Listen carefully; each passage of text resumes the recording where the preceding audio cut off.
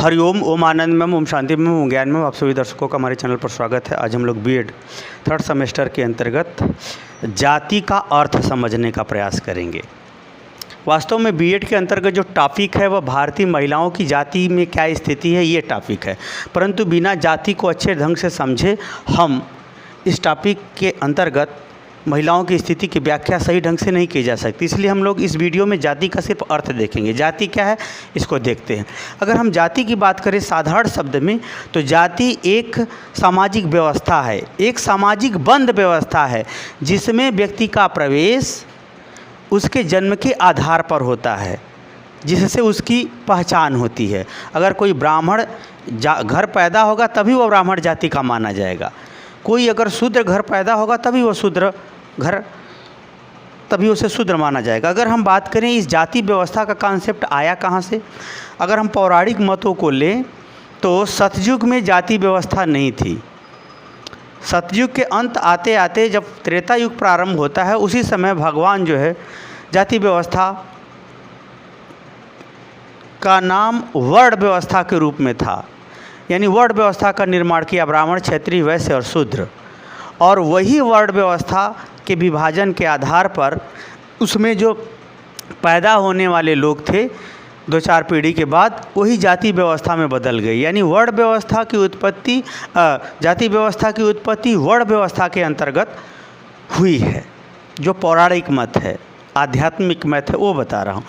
वैसे भी हर पाश्चात्य संस्कृति हो, चाहे भारतीय संस्कृति हो, चाहे कोई भी धर्म हो, जाति की उत्पत्ति जो है कहीं ना कहीं से धार्मिक या कहीं ना कहीं से सामाजिक व्यवस्था के अंतर्गत ही सभ्य ढंग से, व्यवस्थित ढंग से समाज को संचालित करने के लिए ही बनाया गया है। ये अलग बात है कि उस जाति व्यवस्था का दुरुपयोग के परिणाम के फलस्वरूप अब जाति व्यवस्था का दूसरा ही रूप देखने को मिलता है। तो इन सभी बातों पर हम चर्चा इस वीडियो के अंतर्गत करेंगे। पौराणिक मतों के आधार पर भी जाति व्यवस्था की बात करेंगे और आधुनिक स्थिति के आधार पर भी जाति व्यवस्था की हम बात करेंगे। तो आइए इस सब बातों को हम लोग डिटेल में अध्ययन करते हैं। अगर हम बात करें जाति की, जाति क्या है? जाति मनुष्यों की, जाति क्या है? मनुष्यों की एक बंद सामाजिक व्यवस्था है जिसमें प्रवेश जन्म के आधार पर होता है। उसे हम क्या कहते हैं? जाति। यानी जाति मनुष्यों की एक बंद सामाजिक व्यवस्था है जिसमें प्रवेश जन्म से ही होता है। उसी को हम क्या कहते हैं? जाति। जाति के अंतर्गत मनुष्य होते हैं और उस मनुष्य तभी उस जाति के जाति मनुष्यों की एक बंद सामाजिक व्यवस्था है। क्या है? सामाजिक व्यवस्था है। यानी यह बंद सामाजिक इसलिए है क्योंकि दूसरा उसमें कोई भी प्रवेश नहीं कर सकता, उसमें दूसरा कोई प्रवेश नहीं कर सकता, उस जाति में उसे जन्म लेना पड़ता है। तो जाति मनुष्यों की एक बंद सामाजिक व्यवस्था है। यह सामाजिक व्यवस्था आप इतिहास से मानते हैं या पौराणिक मतों के आधार पर मानते हैं, यह समाज के साथ ही पाई जाती है। यानी जाति मनुष्यों की एक बंद सामाजिक व्यवस्था है जिसमें प्रवेश जन्म के ही आधार पर होता है। उसे हम क्या कहते हैं? जाति। उसे हम क्या कहते हैं? जाति। अब जैसे ब्राह्मण, क्षत्रिय, वैश्य, शूद्र, जो भी इसमें जातियाँ उपजातियाँ बटी हैं, आपको उपाधि तभी मिलेगी जब उस जाति के अंतर्गत आप पैदा हों। विवाह करने से जाति नहीं बदलती है, विवाह करने से जाति नहीं बदलती है, बल्कि जाति का निर्माण उसके जन्म से ही होता है। या जाति का स्तर या जाति का उसका स्वरूप, अवधारणा, व्यवहार जो कुछ है उसे जन्म के आधार पर ही माना जाता है। आगे अगर थोड़ा व्यवस्थित होकर के देखें तो समाज में, यानी जाति क्या है? समाज में वर्ण व्यवस्था या नस्ली व्यवस्था के अंतर्गत वंशानुक्रम जो जीवन की उत्पत्ति होती है, जो जीवन प्राप्त होता है, उसी को हम क्या कहते हैं? जाति व्यवस्था कहते हैं। अगर हम हिंदुस्तान के आधार पर अगर कहें तो निश्चित रूप से वर्ण व्यवस्था का जो वंशानुक्रम होता चला गया, यानी ब्राह्मण के घर पैदा होने वाला ब्राह्मण, क्षत्रिय के घर पैदा होने वाला क्षत्रिय, वैश्य के घर पैदा होने वाला वैश्य, शूद्र के घर पैदा होने वाला शूद्र कहा जाएगा। तो यह एक वर्ण व्यवस्था का ही वंशानुक्रम क्या कहलाता है? जाति व्यवस्था कहलाती है। अगर हम विदेशों की बात करें तो इसे हम नस्ल भी कह सकते हैं। जो जिस नस्ल के अंतर्गत अपने वंशानुक्रम को बनाए रखा है, यानी उसके अपने जीव की उत्पत्ति पीढ़ी दर पीढ़ी बनाए रखा है, वह उसी नस्ल का वो जाति कहलाता है। वैसे अगर हम बात करें तो पुरुषों की 8 नस्ल भारतीय समाजशास्त्रियों ने अध्ययन करके बताया है। उस अध्ययन के आधार पर भी हम 8 प्रकार की जाति मनुष्य की बांट सकते हैं। उसी तरह से अगर हम नस्ल के आधार पर देखें तो आधुनिक दृष्टिकोण से भी यह जाति व्यवस्था वंशानुक्रम के रूप में देखी जाती है। तो मुझे उम्मीद है कि आप जाति का अर्थ समझ गए होंगे। इस जाति का अर्थ ही पर्याप्त नहीं है। इस जाति के बहुत सारी ऐसी गतिविधियां हैं, क्रियाकलाप हैं, जिसके कारण से ऐसा घटित होता है। इसके आधार पर यह प्रमाणित होता है कि नहीं, यह इस जाति का व्यक्ति है। आइए उसको देखते हैं, जिसको हम कहेंगे जाति की विशेषताएं। पहला, स्तरीकरण। जाति की व्यवस्था जो होती है, चाहे नस्ल के आधार पर हो, चाहे भारतीय समाजशास्त्र या पौराणिक मतों के आधार पर सामाजिक व्यवस्था के अंतर्गत, तो उसमें एक स्तरीकरण पाया जाता है। स्तरीकरण का मतलब कुछ उसमें जातियां अच्छी होती हैं, उच्च स्तर की होती हैं, कुछ निम्न स्तर की होती हैं, कुछ मध्यम स्तर की होती हैं। एक उसमें स्तर होता है। जैसे ब्राह्मण को बहुत अच्छा माना जाता है और शूद्र को सबसे खराब माना जाता है, क्योंकि शूद्र सेवा करता है, ब्राह्मण पढ़ता लिखता है, भगवान के विषय में जानता बताता है। तो इस प्रकार से उसमें स्तरीकरण। यह स्तरीकरण ज्ञान के आधार पर, व्यवहार के आधार पर, व्यवसाय के आधार पर, विभिन्न क्रियाकलाप के आधार पर, राजकाज इत्यादि के आधार पर भी देखने को मिलता है या पाया जाता है। यानी इसमें एक स्तरीकरण पाया जाता है। स्तर, जैसे सीढ़ी होता है, सीढ़ी का स्तर होता है, 1 तल्ला, 2 तल्ला, 3 तल्ला। उसी तरह से सामाजिक व्यवस्था के अंतर्गत जाति एक स्तरीकरण की व्यवस्था के रूप में पाई जाती है। दूसरा है व्यवसाय। जाति की बात इसलिए भी होती है क्योंकि हर जाति का अपना अपना व्यवसाय होता है। हर जाति का अपना अपना क्या होता है? व्यवसाय।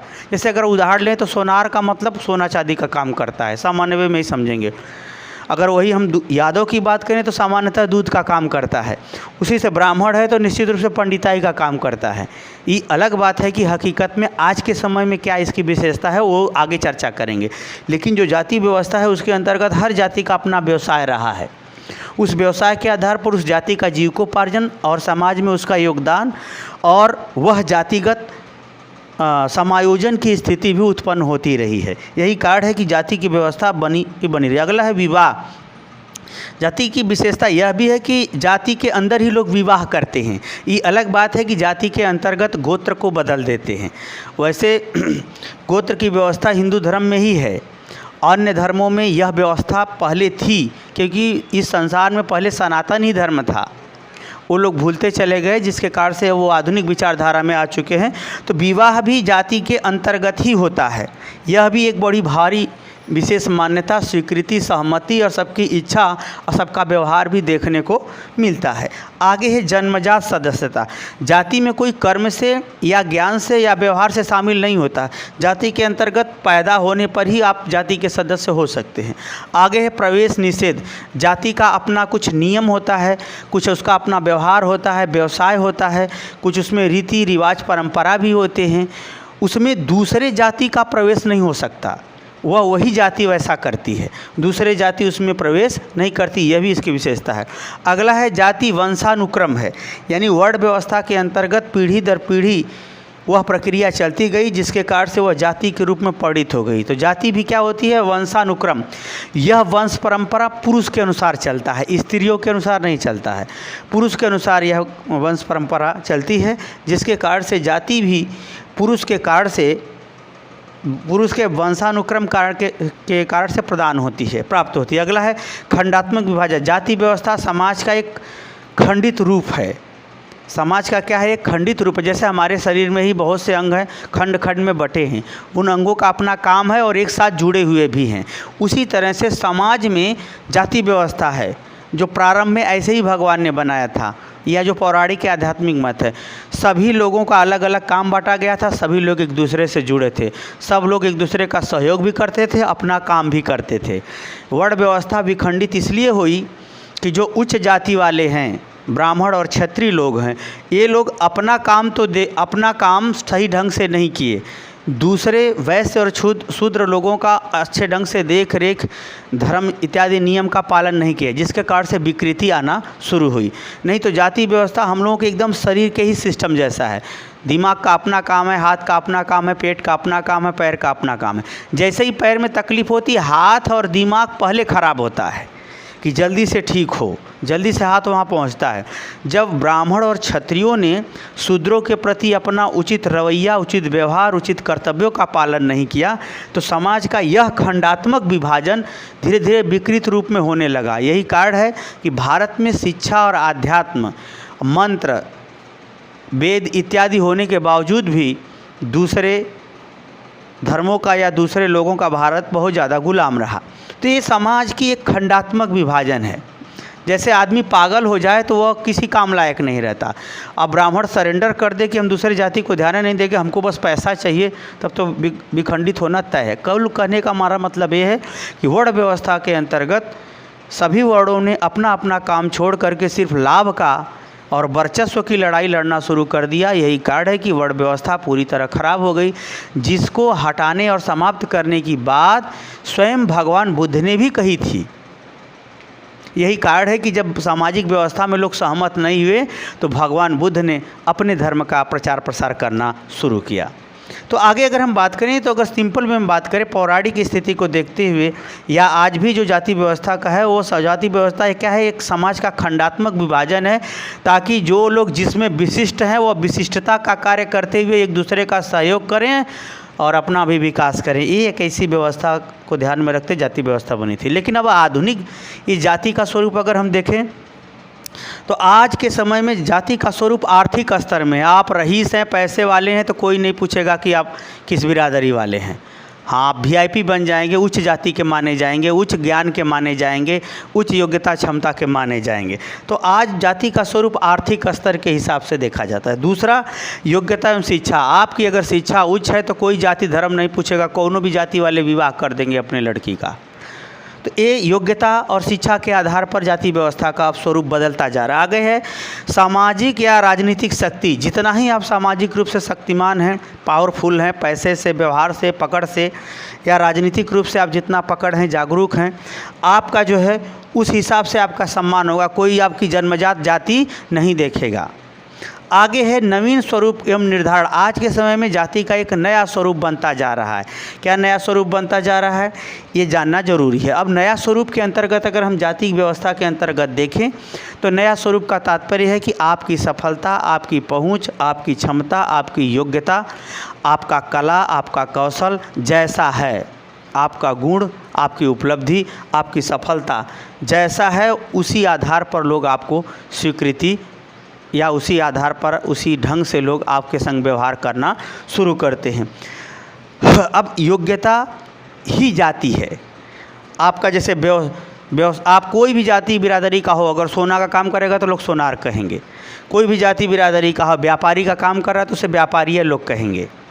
कोई भी अब यानी वर्ण व्यवस्था धीरे धीरे टूटती जा रही है, जिसके कारण से जो जिस कार्य, जिस व्यवसाय को करना चाहे, उस हिसाब से वह अपना वो कार्य कर रहा है। तो आज के समय में कर्म के आधार पर उसकी जाति, उसका क्षेत्र, उसका वर्ग बनता चला जा रहा है। अगला है समानता और स्वतंत्रता। आज के समय में वर्ण व्यवस्था नहीं बल्कि व्यक्तिगत स्वतंत्रता की बात की जा रही है, जिसमें स्वतंत्रता और समानता को बढ़ावा देते हुए व्यक्तित्व के विकास हेतु अवसर राजनीतिक रूप से, सामाजिक रूप से उपलब्ध कराने का प्रयास किया जा रहा है। यानी जाति व्यवस्था को बढ़ावा न देकर के व्यक्तिगत योग्यता, क्षमता इत्यादि को बढ़ावा देने का कार्य किया जा रहा है। यानी व्यक्तिवाद के अंतर्गत अब जातिवाद देखा जा रहा है। अगला है रूढ़िवादिता में कमी। जो पहले के ज़माने में था, छुआछूत वाला था, शोषण का था, सामाजिक नैतिक अत्याचार के था, कर्मकांड में लूटने की बात थी, वो सब में धीरे धीरे बहुत कमी आती जा रही है। यानी कुल मिला के हम बात करें तो वैसे सनातन धर्म में तो कभी छुआछूत था ही नहीं। रामचंद्र जी खुद कोल भील किरात इत्यादि के से दोस्ती, उनसे खाना पीना रहा, कभी छुआछूत नहीं रहा। यही से बहुत सारी ऐसी विकृतियां लोग राजनीतिक सत्ता और लाभ के चक्कर में लोगों ने कर दिया, जिसके कारण से सनातन धर्म को फालतू जो है अपजस मिला, जबकि सनातन धर्म अपने आप में उत्तम है। अगर हम बात करें रूढ़िवादिता में बहुत सारी कमी आई हैं। अभी भी बहुत से ऐसे मूर्ख हैं जो पढ़ने के बावजूद भी इस बात को मानते नहीं है, वो अलग बात है। वैज्ञानिक विचारधारा आज के समय में विज्ञान के दृष्टिकोण से धर्म, समाज की व्यवस्था इत्यादि को निर्धारण, निश्चित और विकास करने पर बल दिया जा रहा है, जिसके कारण से जातिगत सोच समझ अब वैज्ञानिक दृष्टिकोण के लोग अपनाते हैं। कौन? शिक्षित वर्ग अपनाते जा रहे हैं और जाति व्यवस्था को एक वैज्ञानिक रूप में, मानव कल्याण के रूप में और अच्छे व्यवहार के रूप में देखते हुए सही व्यवहार की तरफ अपने आप को परिवर्तित करते जा रहे हैं। तो यानी जाति व्यवस्था धीरे धीरे समाप्ति की ओर है या समाप्ति की ओर बढ़ रही है, जहाँ पर व्यक्तिगत योग्यता, क्षमता, उसके व्यवसाय, कौशल, कला इत्यादि के उपलब्धि के आधार पर उसे एक जाति दिया जाता है। जैसे क्रिकेटर है, कोई नहीं पूछेगा आप किस जाति के हैं, बहुत अच्छा खिलाड़ी है, खिलाड़ियों की अपनी जात, व्यवसाय की अपनी जात, कला कौशल की अपनी जात, ऐसा देखने को मिल रहा है। धीरे धीरे जातिगत विचारधाराएँ समाप्त होने की तरफ अग्रसर हो रही हैं। तो इस प्रकार से आप देख लिए होंगे जाति का अर्थ और जाति के अंतर्गत विभिन्न प्रकार की विशेषताएं, पूरा पौराणिक विशेषताएं या प्राचीन विशेषताएं या ऐतिहासिक विशेषताओं को भी मैंने बताया, और आधुनिक समय में जाति के बदलते हुए स्वरूप के अंतर्गत जाति को हम लोग किस दृष्टिकोण से देखते हैं, इस बात को हमने समझाने का प्रयास किया। अब आगे के वीडियो में बीएड का जो सिलेबस है कि भारतीय महिलाओं की जाति के अंतर्गत क्या स्थिति है, इसकी व्याख्या मैं करूंगा। मुझे उम्मीद है कि आपको समझ में आ गया होगा जाति की स्थिति और इसकी विशेषताएं। समझ में आए तो कमेंट बॉक्स में ज़रूर बताइए। साथ ही मेरे चैनल को लाइक, शेयर, सब्सक्राइब कीजिए। हरिओम।